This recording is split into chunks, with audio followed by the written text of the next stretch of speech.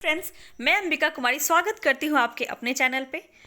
हम लगातार हिंदी साहित्य के आदि काल को लेकर चल रहे हैं और अब तक आपने मेरे वीडियोस नहीं देखे हैं तो प्लेलिस्ट में जाकर ज़रूर देखें। बहुत ही इंपॉर्टेंट प्रश्न मैं करा रही हूँ। हर एक प्रश्न जो है वो परीक्षा में आया हुआ है, तो बहुत ही इम्पॉर्टेंट है। और आज जो है हमारा थोड़ा सा अंदाज़ अलग होगा। आज हम थोड़ा डिटेल में लेके चलेंगे क्वेश्चंस को, ताकि ज़्यादा से ज़्यादा चीज़ें हम कवर कर पाएँ आदिकाल को लेकर। ठीक है, तो चलते हैं हमारे पहले ही प्रश्न पे। इससे पहले अगर आपने मेरे चैनल को सब्सक्राइब नहीं किया है तो सब्सक्राइब कीजिए, और अगर आपको हेल्प मिल रही है, पसंद आ रहा है तो लाइक कीजिए, साथियों के साथ शेयर कीजिए, ताकि सबके पास जो है उपलब्ध हो सके। हम चलते हैं अपने नेक्स्ट क्वेश्चन की तरफ। पहला क्वेश्चन है हमारा, प्राकृत पेंगलम किस विषय पर केंद्रित रचना है? इसके बारे में हमने इससे पहले भी बात की है। यहाँ पे क्या हो जाएगा, काव्य शास्त्र, छंद शास्त्र, न्याय शास्त्र या दर्शन शास्त्र। तो राइट आंसर हो जाएगा हमारा छंद शास्त्र। प्राकृत पेंगलम की बात अगर हम करें इनके रचनाकारों की, तो विद्याधर, जज्जल, बब्बर एवं शांगधर की रचनाओं का संकलन है ये, और ये छंद शास्त्र में के बारे में लिखा हुआ है। ठीक है, आप मेरी जो भी एडिशनल चीज़ें मैं आपको बताऊंगी, जो तथ्य मैं आपको बताऊंगी, उसे आप प्लीज़ नोट करें, ताकि जो भी चीज़ें आपको देखने में लग रहा है कि बहुत ज़्यादा इम्पॉर्टेंट है, और आपको वो नोट करना चाहिए ताकि आप रिवाइज़ कर पाएँ अच्छे से, है ना। बार बार वीडियोस देखना तो पॉसिबल नहीं होगा, इसीलिए आप ज़्यादा से ज़्यादा चीज़ों को नोट करें। हर एक प्रश्न मोती के समान है, बहुत ही बहुमूल्य है। चलिए हम चलते हैं नेक्स्ट क्वेश्चन की तरफ। ओम जय जगदीश हरे आरती की रचना किसने की है? तो यहाँ पे राइट आंसर हो जाएगा श्रद्धा राम फुलौरी। इन्होंने ओम जय जगदीश हरे आरती की रचना की है। चलिए नेक्स्ट क्वेश्चन पे चलते हैं। इनमें से किस संस्था का गठन बाबू श्याम सुंदर दास ने किया? तो यहाँ पे राइट आंसर हो जाएगा हमारा नागरी प्रचारणी सभा। नागरी प्रचारणी सभा का गठन श्याम सुंदर दास ने किया था, और इसी के उपलक्ष्य में आप देखें तो आगे जाके शुक्ल जी ने भी इसका संपादन किया है। ठीक है, चलिए चलते हैं नेक्स्ट क्वेश्चन की तरफ। हिंदी साहित्य का सर्वाधिक उल्लेखनीय इतिहास ग्रंथ किसने लिखा? रामचंद्र शुक्ल। यहाँ पे राइट आंसर हो जाएगा हमारा रामचंद्र शुक्ल ने सबसे ज़्यादा उल्लेखनीय इतिहास ग्रंथ जो है इन्होंने लिखा। ये 1929 में इन्होंने इसको लिखा है। अगर मैं इसकी बात करूँ, तो अगर मैं आपको मैं बताऊँ इनके बारे में, तो दो चार बिंदु ऐसे हैं जो कि बहुत ज़्यादा इम्पॉर्टेंट है और काफ़ी बार परीक्षाओं में आया हुआ है। तो आप नोट करके लिख सकते हैं कि शुक्ल जी ने आदिकाल को वीरगाथा काल कहा था। एक ही जगह मैं आपको इनके बारे में सब चीज़ें बता देती हूँ जो कि बहुत ज़्यादा इम्पॉर्टेंट है। इसके बाद दूसरी बात आप लिख सकते हैं कि प्रवृत्ति के आधार पर इन्होंने काल विभाजन किया था। तीसरी बात यह हो जाएगी कि यह विधेयवादी पद्धति इन्होंने अपनाई थी अपने ग्रंथ में। विधेयवादी पद्धति इन्होंने अपनाई थी। अगर पांचवें तरफ की बात करें, तो यहाँ पे हो जाएगा आपका चंद्रवरदाई को इन्होंने प्रथम महाकवि माना है। हिंदी का प्रथम महाकवि चंद्रवरदाई को माना है। पृथ्वीराज रासो को इन्होंने क्या माना है? पृथ्वीराज रासो को इन्होंने महाकाव्य माना है। ठीक है, अगर हम इनकी रचना की तरफ चले तो चार भागों में इन्होंने डिवाइड किया था: वीर गाथा काल, पूर्व मध्य काल, उत्तर मध्य काल और गद्य काल। इसी को इन्होंने आदि काल, भक्ति काल, रीति काल और आधुनिक काल नाम दिया। तो इस तरह से पूछा जाता है कि दोहरे नामकरण की पद्धति किसने अपनाई? तो दोहरे नामकरण की पद्धति भी रामचंद्र शुक्ल ने अपनाई। ठीक है, ये भी एक पॉइंट होता है। इसके बाद अगर हम बात करें, शुक्ल ने तुलसीदास को लोक मंगल की साधनावस्था का कवि कहा है और सूरदास को जीवनोत्सव का कवि कहा है। इसे आप रोक के, पॉज करके या स्लो करके, जैसे भी हो, लिख लें, नोट कर लें। बहुत ही ज़्यादा इंपॉर्टेंट है, कई बार परीक्षाओं में पूछा गया है। चलते हैं नेक्स्ट क्वेश्चन की तरफ। हिंदी साहित्य के प्रारंभिक काल को आदि काल नाम किसने दिया? बहुत ही ज़्यादा इंपॉर्टेंट क्वेश्चन है। यहाँ पे प्रारंभिक काल आदि काल को ही कहते हैं, लेकिन प्रारंभिक काल किसने कहा है इसके बारे में भी हम बात करेंगे। आदि काल, यहाँ पे क्वेश्चन पूछ रहा है कि प्रारंभिक काल को आधुनिक काल नाम किसने दिया। सीधा सीधा समझेंगे, आधुनिक काल नाम किसने दिया, तो यहाँ पे हजारी प्रसाद द्विवेदी जो है वो सही हो जाएगा। आदि काल नाम उन्होंने ही दिया था। अगर राहुल सांकृत्यायन की बात करें, तो इन्होंने सिद्ध सामंत युग कहा था। राम कुमार वर्मा की बात करें तो संधि चारण काल इन्होंने नाम दिया था। और अगर मिश्र बंधु की बात करें तो आरंभिक काल इन्होंने नाम दिया था। सबको आप नोट कर लीजिएगा। मैं आपसे बार बार रिक्वेस्ट कर रही हूँ, इस वीडियो को देखने का आपका सार्थक तभी होगा जब आप हर चीज़ों को नोट करेंगे, बार बार रिवीजन करेंगे, हर चीज़ें कंठस्थ हो जाएगी आपको, ठीक है। और अगर हम बात करें प्रारंभिक काल किसने कहा था, तो गणपति चंद्र गुप्त ने प्रारंभिक काल नाम दिया था। चलिए, इतना काफ़ी है, हम आगे और इसके बारे में बात करते रहेंगे। चलते हैं नेक्स्ट क्वेश्चन की तरफ। विद्यापति पदावली में किस रस की प्रधानता है? यहाँ पे राइट आंसर हो जाएगा हमारा श्रृंगार काल, श्रृंगार रस। श्रृंगार रस यहाँ पे हमारा सही आंसर हो जाएगा। पदावली, पदावली में हमने आपको पहले ही बताया कि ये मैथिली में लिखा हुआ है, मैथिली में लिखा हुआ है। पदावली किसकी रचना है? विद्यापति की रचना है, और श्रृंगार रस इसमें प्रधान है। चलते हैं नेक्स्ट क्वेश्चन की तरफ। इनमें से हिंदी साहित्य के पहले इतिहास ग्रंथ के लेखक कौन है? तो यहाँ पे राइट आंसर क्या हो जाएगा? शिव सिंह सेंगर, जॉर्ज गिरियर्सन, गारसादा तौसी या मिश्र बंधु। तो यहाँ पे मैंने आपको पिछले क्वेश्चन में भी ये चीज़ें मैंने आपसे डिस्कस की थी कि जो पहली बार गारसादा तौसी ने इसकी रचना की थी और किस भाषा में की थी, तो फ्रेंच भाषा में की थी। फ्रेंच भाषा में इन्होंने हिंदी साहित्य का पहला इतिहास ग्रंथ लिखा था, ठीक है। अगर हम बात करें हिंदी साहित्य का इतिहास ग्रंथ हिंदी में सबसे पहले किसने लिखा, तब आपका राइट आंसर शिव सिंह सेंगर हो जाएंगे, ठीक है। और इंग्लिश में सबसे व्यवस्थित तरीके से किसने लिखा, तो जॉर्ज गिरियर्सन हो जाएंगे, इन्होंने इंग्लिश में लिखा था, है ना। उसके बाद हमारे शुक्ल जी आते हैं, सब ने लिखा है, लेकिन सबका कुछ ना कुछ स्पेसिफिक है, कुछ कुछ अलग चीज़ विशिष्ट किया है किसी ने, और इसी पे प्रश्न बन जाते हैं। तो आपको बिल्कुल भी कंफ्यूज नहीं होना है। फ्रेंच भाषा में लिखा था गारसादा तौसी ने, शिव सिंह सेंगर ने हिंदी में पहली बार लिखा था, और जॉर्ज गिरियर्सन ने इंग्लिश में लिखा था। चलते हैं नेक्स्ट क्वेश्चन की तरफ। भविष्यत कथा के रचयिता का नाम बताइए। ये हमने पहले भी किया था। भविष्यत कथा जो है, भविष्य की चिंता हम धन कमाने के लिए करते हैं, ऐसे हमने आपको याद करवाया था ये, कि धन जो जोड़ते हैं हम भविष्य के लिए, है ना। तो भविष्यत कहा कि रचना का कौन हो जाएंगे? धनपाल। चलते हैं नेक्स्ट क्वेश्चन की तरफ। हिंदी साहित्य के इतिहास लेखकों के काल क्रमानुसार कवियों का वर्गीकरण सर्वप्रथम किसने किया? अब यहाँ पे आप ध्यान से सुनिएगा। वहाँ पे था हिंदी साहित्य का इतिहास किसने लिखा, अब यहाँ पे कहा जा रहा है हिंदी साहित्य के लेखकों का काल क्रमानुसार कवि का वर्गीकरण सर्वप्रथम किसने किया। तो यहाँ पे आपका राइट आंसर क्या हो जाएगा? यहाँ पे आपका राइट आंसर हो जाएगा जॉर्ज गिरियर्सन। जॉर्ज गिरियर्सन ने सबसे पहले काल क्रमानुसार वर्गीकरण किया था, अच्छे से सिस्टमैटिकली किया था, लेकिन इन्होंने इंग्लिश में किया था। और अगर यही पूछा जाए इसके बाद किन्होंने किया था, तो शुक्ल जी थे जिन्होंने सिस्टमैटिकली काल क्रमानुसार कवियों का वर्गीकरण किया था। जो अभी आपको मैंने शुक्ल जी के बारे में बहुत ही डिटेल में मैंने आपको बताया, और उन्होंने कालक्रमानुसार कवियों का वर्गीकरण करने के लिए क्या पद्धति अपनाई, क्या प्रवृत्ति के आधार पर उन्होंने काल विभाजन किया था। चलिए, यहाँ पे राइट आंसर जॉर्ज गिरियर्सन हो जाएगा। नेक्स्ट क्वेश्चन की तरफ चलते हैं। इनमें से आदिकाल के अंतिम चरण के सुप्रसिद्ध कवि कौन थे? अंतिम सुप्रसिद्ध कवि के बारे में बात हो रही है। यहाँ पे राइट आंसर हो जाएंगे अमीर खुसरो। आदिकाल के अंतिम, इन्होंने दो सुखने, गज़ल, पहेलियाँ लिखे थे। इन्होंने हिंदी को इन्होंने हिंदवी के नाम से संबोधित किया था।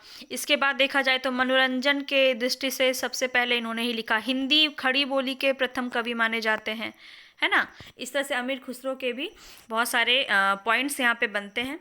स्वयंभू और पुष्पदंत, ये अभ्रंश रचना इन्होंने की थी, जैन साहित्य से रिलेटेड है ये।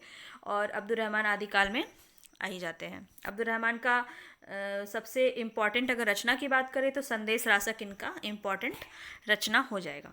चलते हैं नेक्स्ट क्वेश्चन की तरफ। सब में जो बहुत ज़्यादा इम्पॉर्टेंट है, परीक्षाओं में पूछा जाता है, उसको मैं डिस्कस करती हुई चल रही हूँ। चलते हैं नेक्स्ट क्वेश्चन की तरफ। ऐसे रासो ग्रंथ के रचनाकार का नाम बताइए जिसकी रचना अजमेर के शासक से संबंधित है। अब यहाँ पे क्या बोला जा रहा है, ध्यान से समझेंगे। यहाँ पे इसका राइट आंसर हो जाएगा नरपति नाल। ठीक है, नरपति नाल का मैंने आपको याद कराया था, इसकी रचना क्या थी? बीसल देव रासो। पति कितने होते हैं? 20 नहीं होते हैं, पति कितने होते हैं, एक होते हैं, 20 नहीं होते हैं, तो बीसल देव रासो, ऐसे मैंने आपको याद करवाया था। अगर इसके बारे में आपको ये कैसे याद रहेगा तो मैं आपको बताती हूँ इसकी कहानी।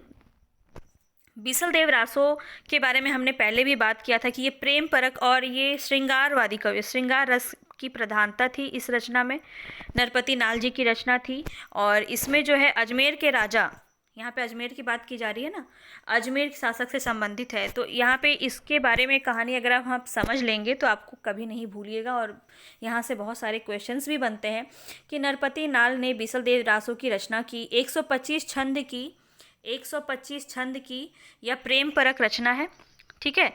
और इसमें 4 खंड है। कितने खंड हैं? 4 खंड हैं। पहला खंड में क्या होता है, अजमेर के राजा विग्रहराज चतुर्थ यानी बीसल देव ने कहा जाता था, और परमार वंशी राजभोज की कन्या राजमती से उनका विवाह हो जाता है। द्वितीय खंड में रानी से रूठ के राजा कहाँ चले जाते हैं, उड़ीसा चले जाते हैं। ये सब प्रश्न पूछा जाता है, ठीक है। पूरा बीसल देव रासो मैं आपको कंप्लीट करा दे रही हूँ जहाँ से प्रश्न पूछे जाते हैं। तो द्वितीय खंड में रानी से रूठ कर राजा कहाँ चला जाता है, उड़ीसा चला जाता है 12 वर्षों के लिए, ठीक है।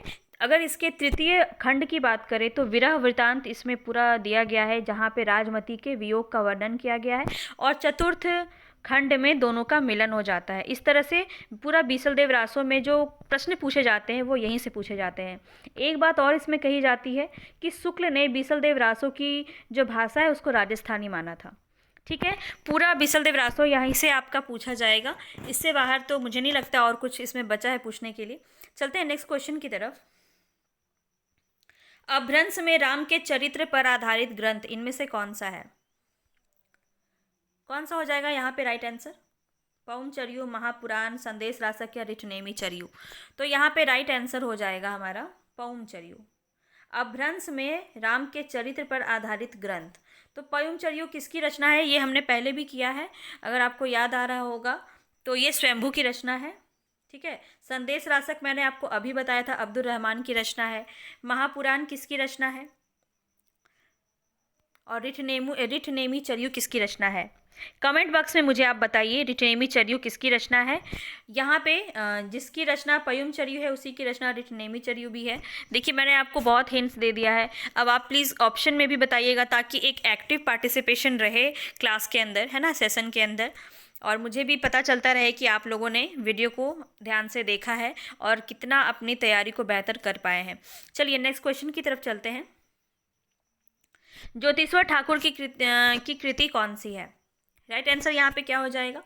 हमने इसको बहुत बार कर लिया है पिछले क्वेश्चन में, तो ज़्यादा टाइम नहीं लगाएंगे। वन रत्नाकर इसकी रचना है, ठीक है। वन रत्नाकर में क्या हो जाता है, देखिए मैं आपको इसमें कुछ इंपॉर्टेंट पॉइंट्स हैं वो मैं बता देती हूँ। यहाँ पे देखिए पौमचर्यु की बात की गई थी, पौमचर्यु, ठीक है। इसमें ये स्वयंभू इसके रचनाकार हैं, लेकिन ये क्या है, अपूर्ण था। स्वयंभू का जो रचना था ये अपूर्ण था। इसको पूरा उनके पुत्र थे त्रिभुवन ने इसको पूरा किया था। ये प्रश्न बहुत ही इंपॉर्टेंट है, ये पूछा जाता है बार बार। तो त्रिभुवन ने पौमचर्यु को पूरा किया था जो कि स्वयंभू के पुत्र थे, ठीक है। और ये जैन साहित्य से संबंधित थे। इनकी 3 रचना मानी जाती है, पौमचर्यु, रिठनेमी चर्यु और स्वयंभू चर्यु। अरे मैंने आपको क्वेश्चन का आंसर ही बता दिया। चलिए कोई बात नहीं, पूरी तरह से हमारा उद्देश्य यही है कि हमें सीखना है, ज़्यादा से ज़्यादा सीखना है, ठीक है। तो यहाँ पे ये इस चीज़ को ध्यान रखेंगे कि पौमचर्यु जो है वो अपूर्ण रचना थी और जिसको पूरा किया था त्रिभुवन ने, उनके पुत्र ने, ठीक है। चलते हैं नेक्स्ट क्वेश्चन की तरफ। ज्योतिश्वर ठाकुर की कृति कौन सी थी? तो यहाँ पे राइट आंसर हो जाएगा हमारा वन रत्नाकर। वन रत्नाकर में ही इन्होंने मैथिली, ये रचना किस में लिखी गई है? मैथिली में। ये भी आपको पिछले क्वेश्चन में कराया गया है, ठीक है। ये मैथिली में लिखी गई है और इसमें क्या एक इम्पॉर्टेंट पॉइंट है, ये गद्य साहित्य है, ठीक है, गद्य साहित्य है। और अगर हम इसमें बात करें तो इसी में 84 सिद्धों के नाम दिए हुए हैं, ठीक है। जो हम सिद्धों की संख्या 84 जो हमने पढ़ा है वो वन रत्नाकर में ही इसके बारे में बताया गया था कि 84 सिद्धों के नाम इसमें दिए गए हैं वन रत्नाकर में, और ये मैथिली भाषा में है, गद्य साहित्य है। इतनी बातें आप ध्यान में रखेंगे। चलते हैं नेक्स्ट क्वेश्चन की तरफ। हिंदी साहित्य का वैज्ञानिक इतिहास। हिंदी साहित्य का वैज्ञानिक इतिहास, इसके राइट आंसर हो जाएगा यहाँ पे, वैज्ञानिक इतिहास की बात की जा रही है तो क्या हो जाएगा? गणपति चंद्र गुप्त, आचार्य रामचंद्र शुक्ल, डॉक्टर नगेंद्र या रामकुमार वर्मा। तो यहाँ पे राइट आंसर हो जाएगा गणपति चंद्र गुप्त। ठीक है, वैज्ञानिक इतिहास की बात की जा रही है। यहाँ पे रामचंद्र शुक्ल ने किसकी की थी? रामचंद्र शुक्ल ने की थी हिंदी साहित्य का इतिहास, है ना। और नगेंद्र की अगर हम बात करें तो डॉक्टर नगेंद्र ने रीतिकाल की भूमिका नाम से इन्होंने रचना की है। और रामकुमार वर्मा ने इनका क्या था मुझे भी याद नहीं आ रहा है। हाँ, हिंदी साहित्य का आलोचनात्मक इतिहास।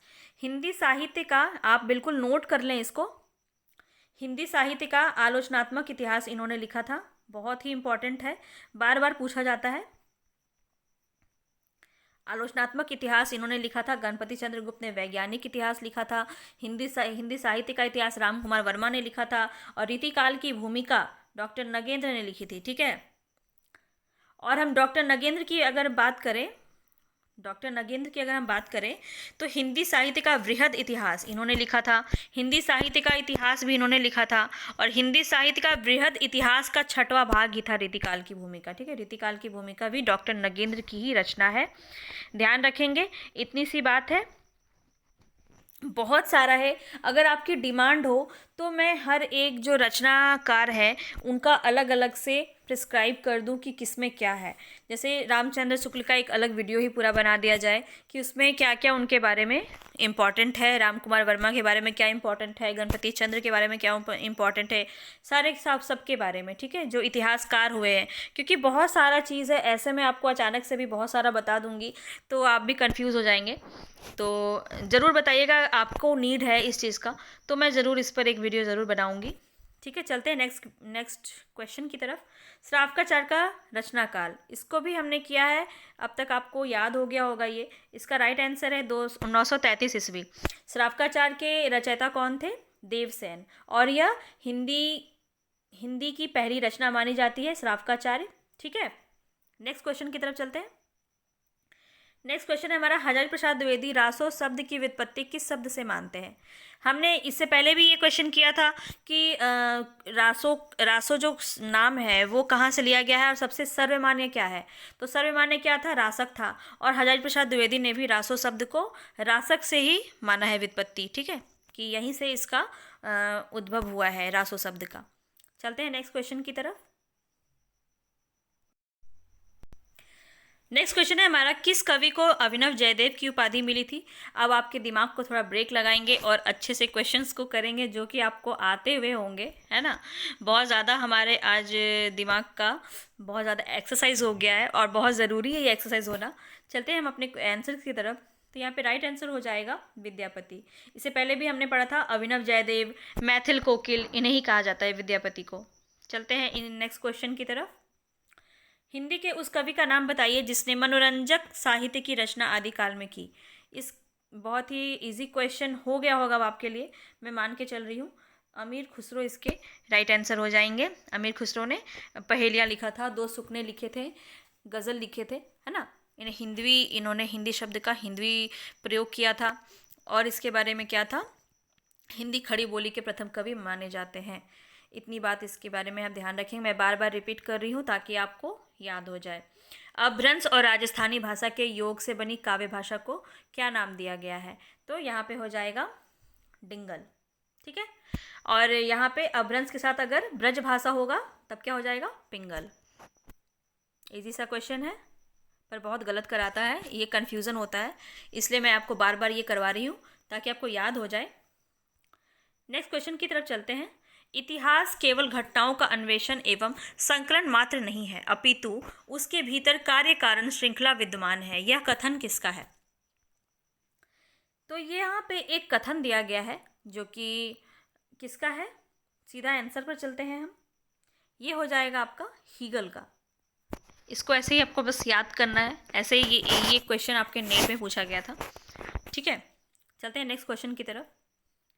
कौन सी कृति प्रभुदयाल मीतल की है? इसका राइट आंसर हो जाएगा चैतन्य संप्रदाय और उनका इतिहास। ये प्रभुदयाल मीतल की रचना मानी जाती है। चलते हैं नेक्स्ट क्वेश्चन की तरफ। आचार्य रामचंद्र शुक्ल ने हिंदी साहित्य इतिहास लिखने में किस पद्धति का अनुसरण किया था? मैं आपको शुक्ल जी के बारे में बहुत डिटेल में मैंने आपको बताया है। मुझे उम्मीद है कि आपने सबको नोट कर लिया होगा अच्छे से, और इसका आंसर देने में अब आप समर्थ होंगे कि विधेयवादी पद्धति उन्होंने अपनाया था, और नामकरण उन्होंने किया था वो प्रवृत्ति के आधार पे किया था। विधेयवादी पद्धति उन्होंने अपनाया था अपने इस इतिहास ग्रंथ को लिखने में। ठीक है, विधेयवादी कवि माने जाते हैं हमारे रामचंद्र शुक्ल। चलिए नेक्स्ट क्वेश्चन की तरफ चलते हैं। कौन सी रचना सालीभद्र सूरी की नहीं है? फिर से वही बात मैं बार बार दोहराऊंगी कि नहीं पर बिल्कुल फोकस कीजिएगा। इसका मतलब होता है कि आपको 3 आंसर तो मिल गए इनके। सालीभद्र सूरी की रचना है बुद्धिरास, ठीक है। भरतेश्वर बाहुबली रास भी सालीभद्र सूरी की रचना है, और पंच पांडव चरित रास भी इन्हीं की रचना है। ये तीनों रचना सालीभद्र सूरी की है, इसको भी आप नोट कर लीजिएगा। और नेक्स्ट हमारा क्वेश्चन का आंसर हो जाएगा चंदन बाला रास। चंदन बाला रास किसकी रचना है? आसगू की रचना है, आसगू की। ठीक है, चंदन बाला रास किसकी रचना है? आसगू कवि की रचना है। चलते हैं नेक्स्ट क्वेश्चन की तरफ। और ये जो क्वेश्चन है ये झारखंड पीजीटी में आया हुआ था कि चंदन बाला रास किसकी रचना है। चलिए चलते हैं नेक्स्ट क्वेश्चन की तरफ। कामिनी करय सनाए हेरतहि हृदय हनय पंचवाने। यह पंक्ति किस कवि की है? ये पंक्ति किस कवि की है? तो सीधा सीधा आंसर की तरफ चलते हैं। ये विद्यापति की रचना है, और यह जो है पदावली में यह पंक्ति ली गई है वहीं से। ठीक है, विद्यापति की रचना है पदावली, और पदावली जो है किस भाषा में लिखा गया है? मैथिली में लिखा गया है। अब तक आपको याद हो जाना चाहिए, ये बहुत बार मैंने इसको रिपीट किया है, आपको अच्छे से याद हो जाएगा। विद्यापति की रचना है पदावली जो मैथिली में लिखी गई है, और ये जो पंक्ति है ये भी पदावली से ही ली गई है। चलिए नेक्स्ट क्वेश्चन में चलते हैं। अमीर खुसरो का जीवन काल इनमें से क्या है? तो यहाँ पे राइट आंसर हो जाएगा हमारा 1255 से 1324 ईस्वी जो है उनका जीवन काल माना जाता है। अमीर खुसरो के बारे में मैं पहले ही आपको बहुत बता चुकी हूँ। चलिए नेक्स्ट क्वेश्चन पे चलते हैं। विद्यापति किस मत के अनुयायी थे? तो यहाँ पे राइट आंसर हो जाएगा, क्या हो जाएगा? शैव, वैष्णव, सूफी या शाक्त। तो यहाँ पे राइट आंसर हो जाएगा हमारा शैव।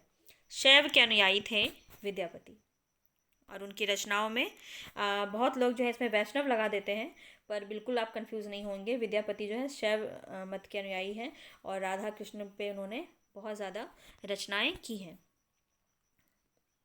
चलते हैं नेक्स्ट क्वेश्चन की तरफ। विद्यापति किस नरेश के दरबारी कवि थे? बहुत ही इंपॉर्टेंट प्रश्न है। इसका राइट आंसर हो जाएगा राजा शिव सिंह। राजा शिव सिंह के दरबारी कवि थे विद्यापति। जयसिंह की बात करें तो ये क्या हो जाएगा? बिहारी जी इनके दरबारी कवि थे। चलते हैं नेक्स्ट क्वेश्चन की तरफ। इनमें से धनपाल की रचना कौन सी है? बार बार करवा रही हूँ, याद हो गया होगा अभी तक आपको, है ना। इसके राइट आंसर क्या हो जाएंगे? भविष्यत कहा। भविष्य में हम धन की चिंता करते हैं, भविष्य के लिए हम धन की चिंता करते हैं। अगर ये नेक्स्ट बाकियों की बात करें तो ढोला मारूदा दोहा भी हमने किया था, किसकी रचना थी? कुशल लाभ की रचना थी, है ना, कुशल लाभ की रचना थी। और परमात्म प्रकाश किसकी रचना थी? जोइंदू की, जोइंदू की रचना थी। और महापुराण की बात करें तो यह किसकी रचना है? महापुराण किसकी रचना हो जाएगी? पुष्पदंत की रचना हो जाएगी। चलिए नेक्स्ट क्वेश्चन पे चलते हैं। कुशल लाभ कौन थे? अभी अभी मैंने आपको बताया कुशल लाभ कौन थे, है ना, ढोला मारूदा दोहा के रचयिता थे। नेक्स्ट क्वेश्चन की तरफ चलते हैं। नेक्स्ट क्वेश्चन और अंतिम क्वेश्चन है आज का हमारा। आज हमने बहुत सारे क्वेश्चंस किए और बहुत सारे तथ्यों पर बात की। कैसा लगा ज़रूर बताइएगा। और अंतिम क्वेश्चन को देख लेते हैं। नाथ संप्रदाय का प्रभाव हिंदी के किस कवि पर सर्वाधिक पड़ा? तो यहाँ पे राइट आंसर हो जाएंगे हमारे कबीर। कबीर जो संत भाव उनके अंदर था, और जो भी चीज़ें उनके अंदर थी वह सब हमें देखने को मिला किसमें? कबीर में। नाथ संप्रदाय का पूरा प्रभाव इनके ऊपर था। नाथ संप्रदाय के बारे में हमने और क्या पढ़ा था कि गृहस्थों का इन्होंने अनादर किया था, और नारियों की इन्होंने क्या की थी? निंदा की थी। तो इस तरह से ये क्वेश्चन यहीं पे समाप्त हो रहा है आज के लिए। पसंद आया हो तो ज़रूर लाइक कीजिएगा, शेयर कीजिएगा ज़्यादा से ज़्यादा, ठीक है। मिलते हैं नेक्स्ट क्वेश्चन पे, नेक्स्ट सेशन पे। तब तक के लिए धन्यवाद।